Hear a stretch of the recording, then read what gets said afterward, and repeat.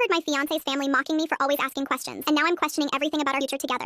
I'm 26. Darius is 28. We've been together 4 years and engaged for 8 months. The ring is a simple gold band with a single stone. I asked him 3 times why he chose that specific one, and every time he smiled and said because simple things last. I've always been someone who asks questions, not because I'm lost, because I'm curious. There's a real difference. My mom raised me that way. She used to say the smartest person in the room is usually the one with the most questions, not the most answers. I took that seriously my whole life. At work, I'm a project coordinator. My team actually depends on me asking the things nobody else wants to ask in a meeting. My best friend always says I'm the only person she knows who can make a mechanic feel genuinely good about explaining something. She means it as a compliment. I take it as one. Darius knew this about me from the very first week we dated. We were at dinner and I asked our waiter how a wood-fired oven actually worked, like the real mechanics behind it. Darius laughed so hard he knocked over his water glass. Then he leaned across the table and said, "I love that you actually want to know." We ended up talking about the oven for 20 minutes after the waiter walked away. Over 4 years, it became a whole thing between us. He'd send me random facts he thought I'd want to dig into. I'd screenshot articles and send them back. We had a shared notes folder called Good Questions with over 200 entries. Things like, why do cats slow blink at people? Does the ocean have its own smell underwater? How did people know what time it was before clocks existed? Stuff like that. It was our thing. I genuinely thought his family liked me. His mom hugged me every time I walked in. His dad always asked about my job. His 2 brothers and their wives were warm and easy to be around. We'd done maybe a dozen family events over 4 years, and I never once felt uncomfortable. Last Saturday, they had a cookout at his parents' house. I got stuck at work. A client call ran about 40 minutes over, and I texted Darius to let him know I'd be late. He said, "No worries, take your time, come when you're ready." I got there at 6:47, parked in the driveway, grabbed everything I brought, a bag of chips, a dip I made from scratch that morning, a bottle of wine, and came through the side gate. The way the backyard is set up, you walk through the kitchen to get out there from that entrance. The sliding glass door was wide open. I could hear people talking. That's when I heard it. His mom was doing a voice. I recognized it immediately because it was supposed to be mine. Slower than I actually talk. Nasally. Exaggerated. But how does that work? But why though? But what does that actually mean? Laughter. Real laughter. His older brother jumped in next. She asked me how tires actually grit a highway last month, like the full physics of it. I'm driving and she's in the backseat genuinely waiting for an answer. More laughing. Then his sister-in-law, the one I actually considered a friend, the one who texted me happy birthday this year, said, "Okay, but she asked me what the white coat means. Like, what does wearing a doctor's coat actually represent to the medical community? Why can't she just Google it?" His mom said, "Because then she'd have to ask Google follow-up questions," his brother said. Everyone thought that was hilarious. I was standing inside that kitchen holding a bag of chips and a bowl of dip I'd spent an hour on that morning. Then Darius, my Darius, I'd know his voice anywhere. She asked me why the moon looks like it follows the car when you're driving at night. I'm on the highway trying to explain parallax and light angles, and she has her notes app open taking actual notes. The whole backyard lost it. Then his mom's voice shifted, got quieter, more serious. "Baby, I love you, I do. But you cannot build a real future with someone like that. That woman is going to embarrass you for the rest of your life." I stood completely still. I waited for Darius to say something. Waited for him to say that's not fair. Waited for him to say you don't really know her. Waited for one sentence, just one. He laughed softly, then said, "I know, Ma, I know." I set the bag down on the counter, quietly. Walked back out through the side gate. Got in my car and sat there staring at the steering wheel for about 20 minutes. Then I texted him, "Just pulled up, parking now." I went back in through the front door, hugged his mom. She squeezed me and said she was so glad I made it. I smiled and said I wouldn't have missed it for anything. Spent the next 3 hours at that cookout. Laughed at the right moments, refilled drinks, helped carry plates inside. The whole drive home, Darius held my hand across the console the way he always does. He had absolutely no idea I'd heard any of it. That was 6 days ago. We're still living together. I've been going through every motion, making coffee, watching TV together at night, sleeping next to him like my whole world isn't sitting sideways inside my chest. But I keep coming back to one thing, that shared notes folder. 243 questions. 4 years of curiosity we built together. I opened it last night and deleted my half. Then I sat there staring at his entries. All those little things he saved. All those questions he thought were worth keeping. And I realized I only have one question left now. How did I spend 4 years building a life with someone who was ashamed of the best part of